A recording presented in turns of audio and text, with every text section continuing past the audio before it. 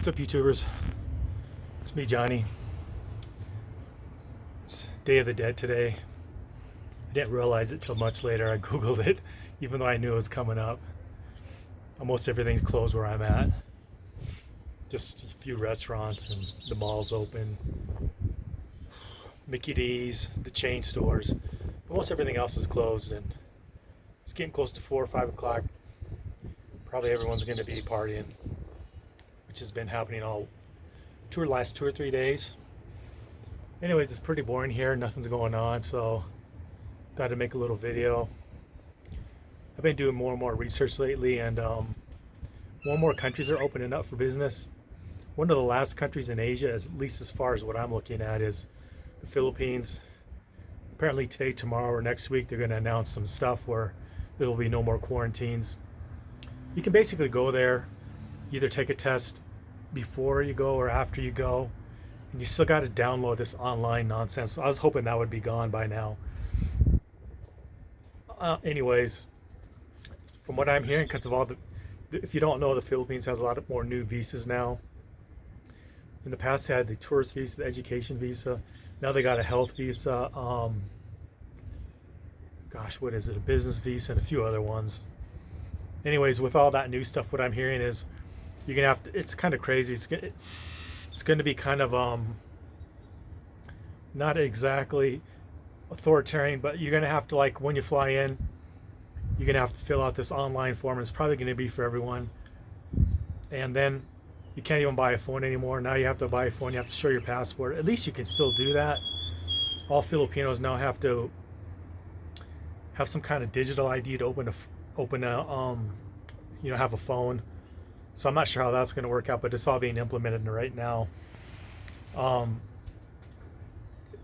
It's still pretty easy once you get in there just to stay offline if that's what you want. But anyways, it's still pretty easy to stay there up to 3 years. One thing I did not know is people from India and Pakistan, places like that, can only stay up for 2 years, and then gringos with the first world passport can stay up to 3 years, which is kind of interesting. Anyways, enough about that, but basically now you can either fly in without a test, but you get one when you land, or you can have one before you leave, and it's an antigen test. Malaysia, you can just fly right in, no nothing. Thailand, same thing, but in theory they can ask you for a test. They just randomly ask people. I don't think they actually do that. The way they screen there is if you get on the plane and they ask you for it. And I don't know what they're doing really, if they're asking for people. I hear they're not, but I don't know. Since I don't go there, I don't really know. But basically, since Thailand's kind of opened things up, now the Philippines does. And Cambodia, what's the deal with Cambodia? I think you got to get a test either before or when you land. I've been watching Cheap Charlie, aka Billy Blue. And that's why he didn't go there. That's why he flew into Malaysia. So I've been watching this stuff, seeing kind of what's going on in Asia. Doesn't seem like too much. From what I gather from the people I know in Thailand, there's hardly any tourists there now. Some things are going up, some aren't. So it's kind of interesting. Keep hearing kind of conflicting stories if people really want to go there or not. It's kind of on my list. Probably, I was just thinking you can either fly into you can get a one-way into Taiwan, but I'm not sure if they're opened up yet, or you can get a one-way into Malaysia. Speaking of that, I'm trying to think now. One of my friends flew into Japan because they just opened it up for foreigners, and you still got to wear masks there a little bit. But really, it's never really been cheap, but now it's a little bit cheaper with a really strong dollar. Same with all of Asia right now. I can't think of any Asian currencies that are appreciating against the dollar. The only currency that I can think of that is right now is Brazil and Mexico. That's about it.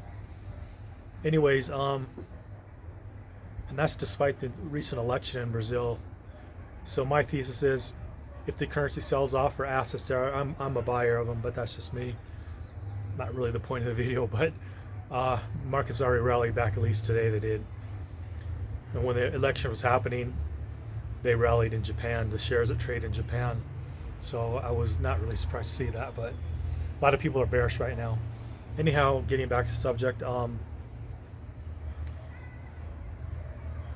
looks to me like prices are going up. But if you have dollars, from everything I've been researching, most countries are about, even with the increase in prices, are about 20% off if you're talking Asia. And if you're just talking the usual suspects in Asia, I'm just going by what I've been seeing posted online on YouTube and what people are saying. Uh, but from what I can tell from the intelligence I'm gathering, some places are actually lower, hotel prices and things like that. Food's kind of going up, but with a strong dollar, if you have dollars, you earn money in dollars.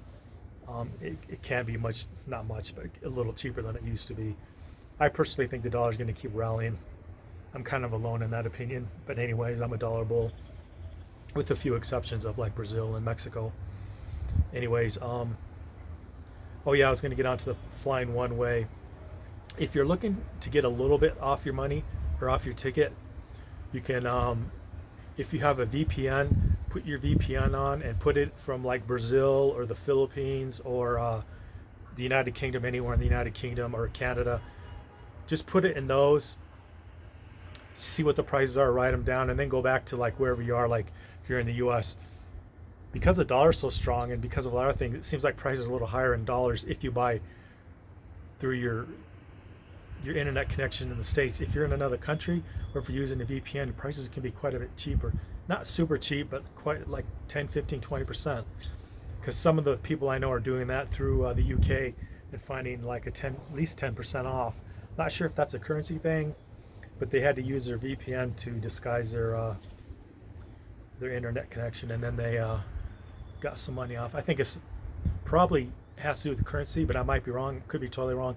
Some people say it's because if you come in from like the Philippines or Brazil, they're just offering discounts in those cities.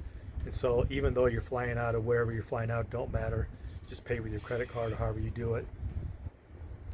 But I've been checking out, you can basically fly to Asia for 600, 700 one way. And then once you fly in, I was watching a lady's channel. She's flying from the Philippines to Singapore for under $100. It can be slightly more or less depending on all the doodads you want to add on to your ticket. But I'm just talking about the budget airlines, Cebu Pacific specifically. I remember back in the day, you could fly Cebu Pacific and all you had to do was pay the tax. When they were offering cheap, all you had to do was pay the tax. The ticket's basically free, you pay a little bit of tax. I think she said she got a flight out of the Philippines for like $20, $30. That doesn't happen very often, but it does happen from time to time. So you can check that out if you happen to be in Asia. But basically, you fly in one way. You get a in the Philippines, a new thing too is you got to get a ticket out. Used to be inside of a month, now it's 2 months. But you have to prove you have a ticket out. An onward ticket fits that. But no matter where you're traveling in the world, you just pick up a ticket from Onworld Travel for $12 or more dollars, depending on what you want. You can meet that requirement, and then you can just almost anywhere in Asia you can fly for 50 to $100. I wish that was the case in Latin America, but flying in Latin America is kind of expensive compared to Asia. Anyways, I'm kind of getting tired holding up this phone. That's what's going on here. Not much is going on. Anyways, pretty boring day in Central America on Day of the Dead. Anyways, like, share, subscribe, leave a comment. Thanks.